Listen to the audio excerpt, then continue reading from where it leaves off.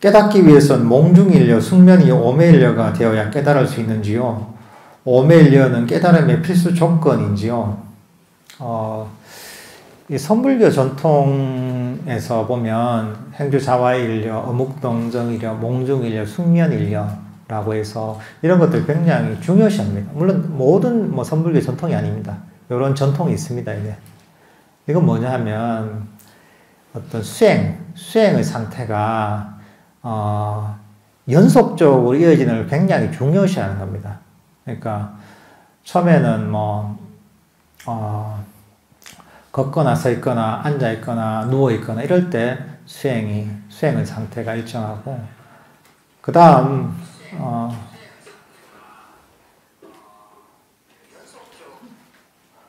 어묵동정일려라면 말할 때나 또는 침묵할 때나 움직일 때나 이럴 때도, 또는 말을 들을 때나 이럴 때도 이 수행의 상태가 일정하게 유지가 돼야 돼요. 연속적으로 유지가 돼야 되고, 그 다음은 몽중일려는 그 플러스해서 꿈꿀 때조차도, 그리고 숙면일려는 꿈꿀 때뿐만 아니라 꿈이 없는 아주 깊은 어떤 그 의식이 없는 그런 상태에서도 수행의 상태가 유지해야 된다. 이러면서 24시간 숙면일려 하면 24시간 잠시도 끊어지지 않게 어떤 수행의 상태, 또는 삼매 또는 방편이 유지가 된다. 이런 게 어떻게 보면 그 선불교 전통 중에 한 갈래에서 굉장히 중요시하는 것인데,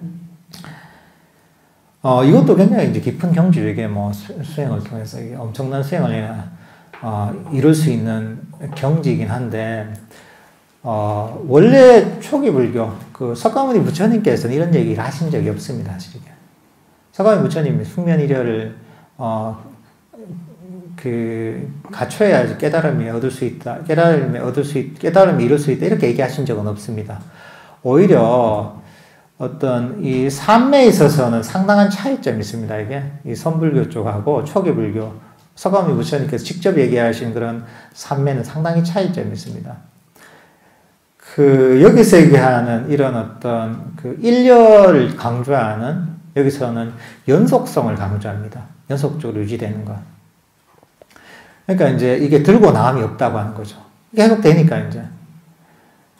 그렇지만 원래 석가모니 부처님께서 얘기하셨던 그런 삼매, 선정이라는 것은 사실 들고 나오는 겁니다. 그래서 보면 경전에도 보면 선정이 들었다가 다시 나오는, 특히나 오후에 그런 선정이 들었다가 해가 질 때쯤 돼서 이제 선정이 나왔다, 이런 얘기들이 많이 나옵니다. 때로는 7일 동안 선정이 들었다가 나왔다, 이런 얘기도 있고. 이건 뭐냐면 석가모니 부처님이 얘기하시는 선정, 초선이선, 삼선, 사선 이런 것은 들어왔다 나오는 겁니다. 그래서 사실은 이런 어떤 선불교에서 얘기한 선정하고 좀 많이 다릅니다. 물론 이런 마음챙김, 수행을 통해 생긴 마음챙김은 계속 유지가 되죠.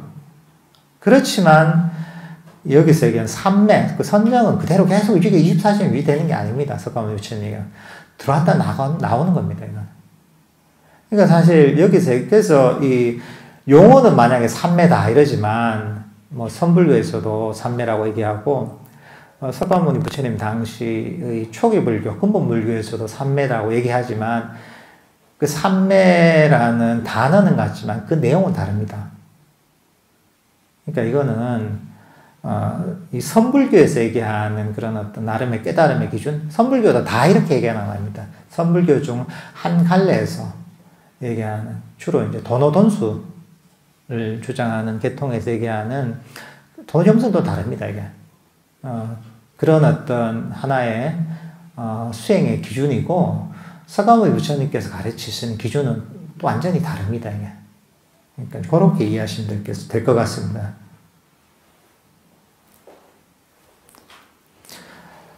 석가모니 부처님께서 심한 고행을 하신 이유가 궁금합니다. 석가모니 부처님께서 고행을 하셨죠. 6년간 엄청난 고행을 하셨죠. 주로 했던 고행이 숨을 참는 고행과 단식, 음식을 줄이는 고행을 주로 하셨습니다. 이거 경전에 자세하게 나와 있습니다.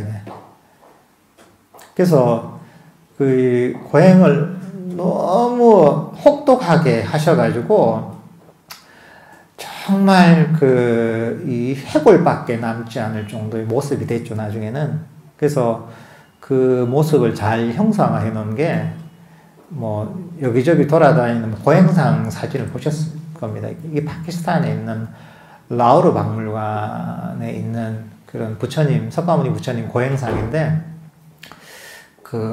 정말 그 고행상을 너무 사실적으로 아주 예술적으로 잘 조성을 해놨죠.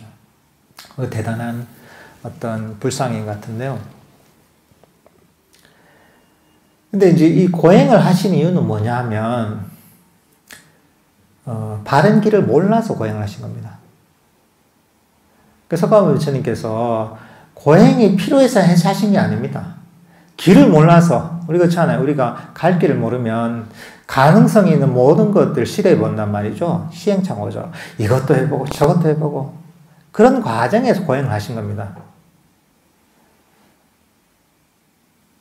처음에는 이제 당시에 있던 유명한 영적 스승들한테 배웠죠. 배우니까 한계를 느꼈단 말이죠. 아, 내가 찾는 진리는 이게 아니야 하고서 깨닫고 나서, 그럼 내가 혼자 수행을 해봐야 되겠다 이러면서 이제 고행의 길을 걷거든요. 또 당시에는 고행주의 전통이 되게 유행이었습니다. 이게. 뭔가 몸을 괴롭히고 마음을 괴롭혀야 이 정신적인 깨달음을 얻을 수 있다는 그런 어떤 믿음들이 되게 팽배했던, 유행했던 시기입니다, 이제. 부처님도 이제 그 중에 시도해보지 않았던 고행을 해보시는 거죠. 그러면서 이제 이 석가모니 부처님 보통 분이 아니니까 정말 인간으로 할 수 있는 정말 가장 힘든 고행을 다 하죠. 당신도 그럽니다. 내가 과거 미래를 살펴봐도 이만한 고행을 한 사람은 없다 할 정도로 정말 극단적인 고행을 하시죠. 그렇지만 할 수 있는 모든 고행, 그 최고의 고행을 했음에도 불구하고 깨달음에 이르지 못했거든요. 그러면서 그때 어떤 생각이 들었냐면 부처님한테 이 회의가 드는 거죠. 그렇잖아요. 내가 할 수 있는 걸 다 해봤는데 이게 아니다 싶으면 회의가 들잖아요. 의문이 들잖아요. 이게 길이 아닌가? 그렇게 이제 회의를 하고 새로운 길을 모색을 하기 시작하거든요. 그러다가 이 석가모니 부처님 머릿속에 탁 떠오르는 게 뭐냐 하면, 석가모니 부처님이 그 어린 왕자 시절에 경험했던 초선정의 경험을 떠올려요. 어린 왕자 시절에 우연하게 초선정을 경험하게 되는데, 그때 경험을 한번 떠올려보는 거죠. 그때 경험을 떠올려보니까, 그때는 정말 감각적인 욕망과도 전혀 관계없고, 해로운 어떤 법에서도 아주 멀리 떨어져 있는 그런 아주 행복한 정말 경험이었는데, 그동안 나는 고행주의에 너무 심취해서 어떤 이런 즐거움이나 행복을 굉장히 두려워하고 멀리 했는데, 근데 당시 내가 어린 왕자 시절에 경험했던 초선정은 감각적인 욕망이랄까, 또는, 불선한 법과도 전혀 관계가 없는 이런 상태인데, 내가 왜 그것을 두려워했을까? 이건 두려워할 게 아니라 바로 추구해야 될 것이고, 결국은 어떤 생각까지 하시냐면 이것이 바로 깨달음으로 가는 길이다 라고 확신을 하세요. 그게 마치마 니까야에 있는 살짝가의 긴 경에 자세하게 나와 있습니다. 이게. 경전이 그대로 나와 있습니다. 이게. 그게 뭐냐면 고행은 필요한 게 아니라 석가모니 부처님께서 시행착오하는 과정에서 그냥 경험했던 거죠. 그 경전에 명확하게 나와 있습니다. 고행에 어떤 효능이 있고 이익이 있고 추구해라고 하신 적이 한 번도 없습니다. 부처님은. 일종의 이제 부처님의 중도를 얘기하면서 하신 얘기가 뭐냐면 양극단을 버리라고 했잖아요. 양극단이 뭐냐면 이 고행, 고행도 버리고, 그리고 또 한 가지 극단은 욕망에 빠지는 것. 이 두 가지 극단을 버려야 하고 있거든요. 그러니까 요즘은 가끔 그런 경우가 있거든요. 저도 옛날에 그런 적이 있는데, 고행상, 사람들은 열심히 애써야 된다는, 노력해야 된다는 그런 마음이 있으니까, 고행상을 다 이제 사진을 다 하나 뽑아가지고 잘 보이는데 걸어놓고, 나도 저렇게 열심히 해야지. 그걸 깨달으려면은 정말 해골이 되도록 이렇게 이제 수행을 해야 되는구나. 이렇게 생각하시는 분들도 꽤 있습니다. 저도 옛날에 그랬습니다. 옛날에 대학 다닐 때 그걸 붙여놨거든요. 이렇게 다 붙여놓고, 그 하나 걸어놓고 고행상을, 야, 나 왜 이렇게 사진 찍는가 하면서. 말라있는 갈비뼈가 안 보이고, 갈비뼈가 보이고, 이제 백가죽이 등뼈에 붙어야 된다는데, 전혀 이제 그럴 기미가 없고, 뭐 이런 생각을 했었는데, 그러니까 사실, 그런 고행상 같은 경우, 우리가 추구해야 될 모습이 아닙니다. 오히려, 우리는 그것이 바로 불교 수행의 길과는 거리가 먼 거죠. 부처님께서 감각적 욕망과 더불어서 버려야 될 그런 어떤 길이라고 얘기를 하셨던 거죠, 이게.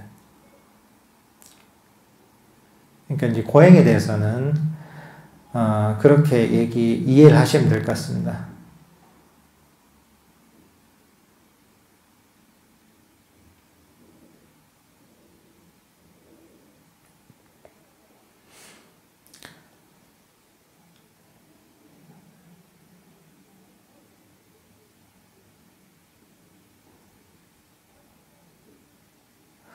문제가 있을 때 문제를 고치려고 노력하는 건 아무 의미가 없는 걸까요? 몸이 아파도 병원에 가려는 노력을 하기보다 원래 그런 거라고 이해하고 인내하고 내버려두면 병이 나을까요? 제가 말씀드리는 건 사실 이런 의미로 얘기한 건 아닙니다. 이거 당연히 병이 있으면 병을 고쳐야 되고, 우리가 명상을 할 때도 명상에 장애가 있으면 버리려고 노력을 해야 되는 거죠. 우리가 바른 정진이라고 할 때 바른 정진은 불선법을 버리고 선법을 개발하는 것이죠. 물론 이제 그런 것은 당연히 해야 됩니다. 이게 우리가 해야 될 일 하지만, 얘기하는 건 뭐냐면 할 수 있는 일과 불가능한 일을 구분하는 거죠. 근데 제가 말씀드린 건 뭐냐면 불가능한 것들을 하려고 만드는 것.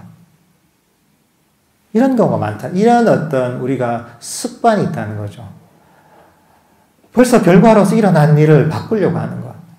또는 내가, 이 몸이 아프면 당연히 이제 몸을 잘 돌봐야죠. 그렇지만 이게 몸이 아팠을 때 이걸 문제라고 생각하거나, 정말 내가 몸이 안 아파야 된다고 여기는 그런 마음이 있다. 그런 어리석음이 있단 말이죠.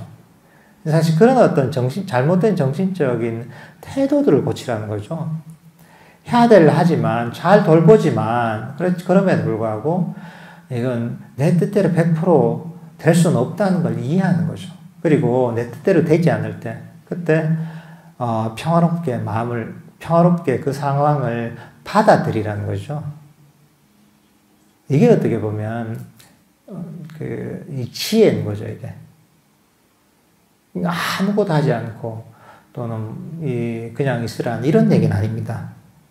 그러니까 몸이 아플 때는 병원을 가는 거죠. 병을 가지만 병을 잘 돌보는 거죠. 그리고 병이 그런 어떤 병이 났을 때의 고통과 어떤 괴로움, 불편함들과 평화롭게 함께 하려는 평화롭게 함께 하려는 그런 마음을 내라는 거죠, 이게.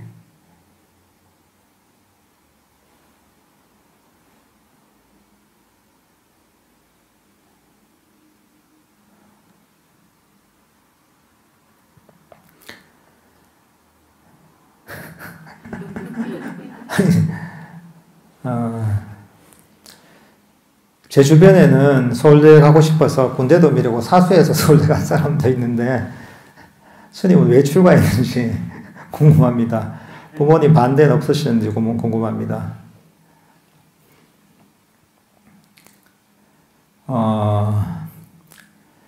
근데 저 같은 경우에는 사실은 출가를 하는 게 사실 굉장히 쉬웠습니다, 이게. 왜냐하면 저도 이제 아주 실용적인 사람이거든요. 아주 현실적인 사람이고, 실용적인 사람이지 굉장히 관념적인 사람이 아닙니다, 이게. 관념적이거나 철학적인 거하고 아주 거리가 멉니다, 이게. 아주 현실적인 사람인데, 저는 이제 일찍 좀 불교 공부를 시작해서, 대학 들어가서부터 이제 좀 본격적으로 불교 공부를 시작하고, 불교 명상을 시작을 해서, 불교에 대해서 좀 잘 알게 됐잖아요. 그러면 이제 내가 출가를 좀 일찍 결심을 했는데, 그 이유가 뭐냐면 내가 이 대학을 졸업하고, 가장 좋은 시나리오로 생각했다면, 한다고 할 때, 대학을 졸업하고, 그 다음 이제 취직을 하거나, 뭐, 나름대로 이제 공부를 해서, 어떤 분야든지 간에 정말 성공적인 어떤 삶을 살고, 사회에서 인정을 받고, 돈도 많이 벌고, 결혼도 잘하고, 이렇게 정말 베스트 시나리오로 생각했을 때, 그때의 내 삶과 또 출가해서 내가 부처님 법을 공부하면서 수행을 하고, 이 삶을 비교해 봤을 때 사실 비교가 안 되는 거죠.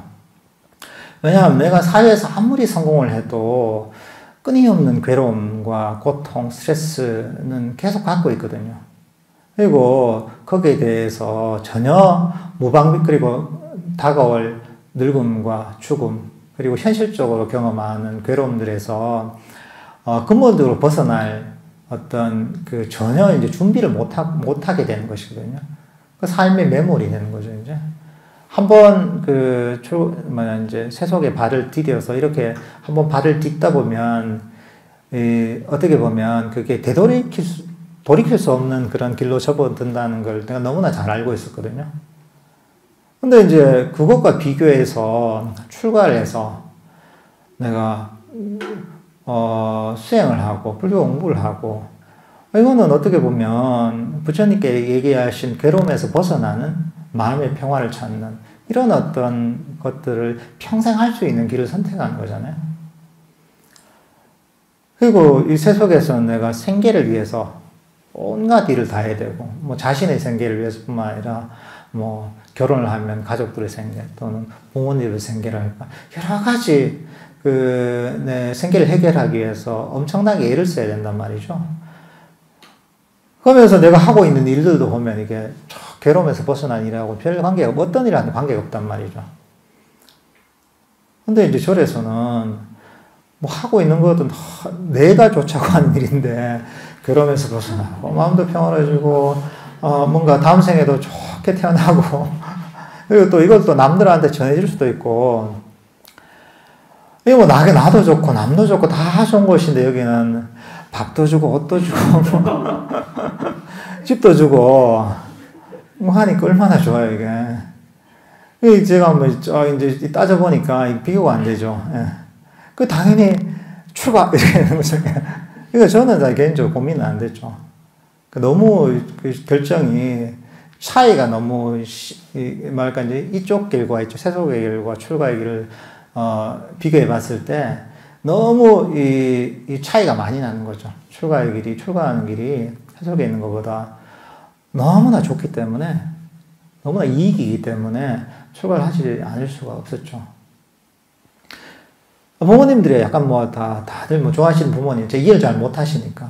그렇게는 하지만, 어차피 이게 다 내가 이제 부처님 법을 공부해서 하다 보면 이게 다 부모님을 비롯한 모든 사람들한테 이익이 되는, 또 그런 좋은 인연을 심어주는 길이기 때문에, 이건 나를 위한 선택이기도 하지만, 객관적으로 보면, 뭐, 가족이나 부모님이나 주위 모든 사람들한테 이익이 되는 것이기 때문에, 나도 좋고, 남도 좋고, 한데, 출가를 안 할 이유가 없는 거죠, 이게.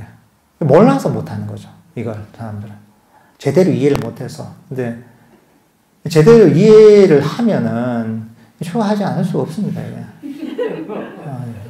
저는 그랬어요, 이게. 그래서 저는, 제가, 인생에서 한 선택 중에 제일 잘하는 게 저는 출가에 안 가라고 생각합니다. 그래서, 제가, 뭐, 이런 선원이나 이런 데서 뭐 정진할 때가 있었는데, 한번 내가 봉암사에서 한번 정진할 때가 있었는데, 그때 정기를 되게 오래 했어요. 거기서. 막 거기가 좀 한 14시간씩 막 이렇게 하니까 조금 가끔씩 힘들 때가 있단 말이죠. 그럴 때마다 제가 떠올렸던 게 뭐냐 하면 내가 있는 모습을 내가 한번 그 공중에서 본다고 상상을 해보는 거죠. 상상해 보니까 이 정말 대골 같은 이 한옥 집에 이 명상하는 그런 선방에 이 좌복에 탁 앉아서 이 정진을 하고 있단 말이죠. 부처님께서 가르치신 명상을 하고 있는데, 근데 지금 내 친구들은 뭘 하고 있을 것인가? 지금 내가 알고 있는 지인들은 뭘 하고 있을 것인가? 생각해 보니까, 뭐 회사나 뭐 이런 데서 막 엄청나게 일을 하고 있거나, 집에서 뭐 가족들을 위해서 뭘 하고 있거나, 뭐 애들 보고 있거나, 하여튼 다들 나름대로 쉽지 않은 삶을 살고 있을 거라는 게 보이더라고요, 이게. 그리고 또 만약에 불교에 관심이 있더라도 이런 시간을 내기가 힘들잖아요, 이게. 밖에서. 이런저런 일들 때문에, 관계 때문에, 가족들 케어해야 되는. 근데, 나는 무슨 복이 있어서 이렇게 좋은데, 불도 뜨뜻하게 떼주는데, 좌복에 앉아가지고, 가만히 앉아있으면 밥도 주고, 불도 떼주고, 맛있는 것도 갖다 주고, 참 좋구나. 내가 정말 출발 잘했구나. 이러면서 이제 잠이 싹 깨더라고요, 내가. 힘든 게 다 사라져, 이게. 상대적인 거죠, 이게. 근데 어쨌든, 출가한 그런, 내 개인적으로 보면 출가한 게 너무나, 좋은 선택이라고 생각을 합니다, 이게.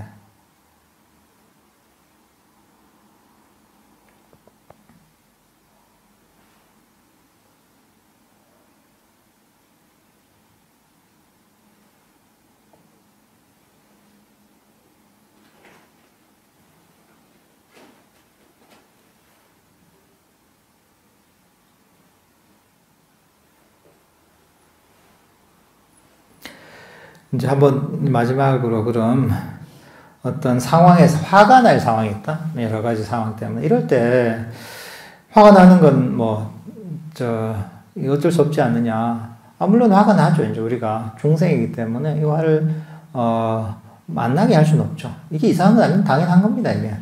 그렇지만 제가 말씀드린 건 뭐냐 하면, 여기에 빠져버리면 이게 본인의 큰 고통의 원인이 된다는 거죠. 그 제일 좋은 건 이제, 화낼 상황을 적게 만드는 게 좋은 거죠. 이해를 통해서, 이런, 어떤 화낼 상황들을 바르게 이해해서, 어떤 사람을 통해서 화가 나면, 저 사람 저 업이 저렇기 때문에 어쩔 수 없구나. 내가 어떻게 바꿀 수가 없구나. 저 사람 내 마음도 내 마음대로 되지 않는데 어떻게 남의 마음을 내 마음대로 만들겠느냐. 저 어쩔 수 없구나. 저거는 어쩔 수 없는 게 내가 거기에 대해서 저거를 고치려고 하거나 또는 이거를 바꾸려고 할 수 없잖아요. 그러면서 이제 그 사람의 업에 대한 일을 통해서 거기에 대한 관심을 끊어버리는 거죠. 뭐 이럴 수도 있는 것이고, 때로는 화가 날 수도 있잖아. 화가 나더라도, 이 화를 잘 바라봐야 되는 거죠. 결국은 화가 나서 화를 계속 간직하다 보면, 결국은 그 화가 상대방 때문에 난 거긴 하지만, 그 상대방의 어떤 원인에 의해서 내가 화가 난 것이긴 하지만 그 화를 계속 오래 간직하다 보면은 그게 나를 괴롭게 만들거든요. 내가 나를 괴롭히는 거 오래 갖고 있을 필요가 없는 거죠. 그러면서 그래 상대방이 잘못했더라도 그래 그건 저 사람의 문제고 뭐 나에게 뭐 정말 부당한 얘기를 하든 거칠게 얘기하든 저건 저 사람의 문제고 내가 이런 어떤 고통을 오래 가지고 있을 필요가 없잖아요. 저 사람은 안 좋은 업을 지은 것이고, 그리고, 안 좋은 업을 지으면 그건 자기가 언젠가는 결국은 그 업에 대해서 결과를 받게 돼 있거든요. 내가 응징하지 않아도. 근데 중요한 건 내 문제거든요. 내가 그 화를 오래 가지고 있을 필요가 없는 거죠. 왜 나를 고통스럽게 만든다? 내가 왜 화를 갖고 있느냐? 이러면서 빨리 버리려고 노력하는 거죠. 이게 자신의 행복을 위해서 이런 것들을 빨리 버리려고 노력을 해야 되는 거죠, 이게. 근데 남을 탓하다 보면 계속 이게 점점 커지거든. 저 사람이 왜 저래서 이러다 보면 화가 점점 커지거든요. 근데 그건 남을 탓하는 건 그 사람 업이죠. 그렇지만 스스로 문제는 뭐냐, 스스로 내가 이게 화를 더 지속시키고 괴로움을 더 크게 만든다는 게 문제인 거죠. 그러니까 불이 나도 빨리 진화를 하는 게 좋은 거죠. 불이 안 나는 게 제일 좋고, 불이 나더라도 빨리 이걸 꺼버리는 게 나의 행복을 위해서, 나의 마음의 평화를 위해서 사실 좋은 거죠. 이렇게 이해하시면 될 것 같습니다. 예? 중간에 뭐가 있죠? 탁구 치면서 수행할 수 있는 방법은 없나요? 일단은 현실적으로 말씀드리자면,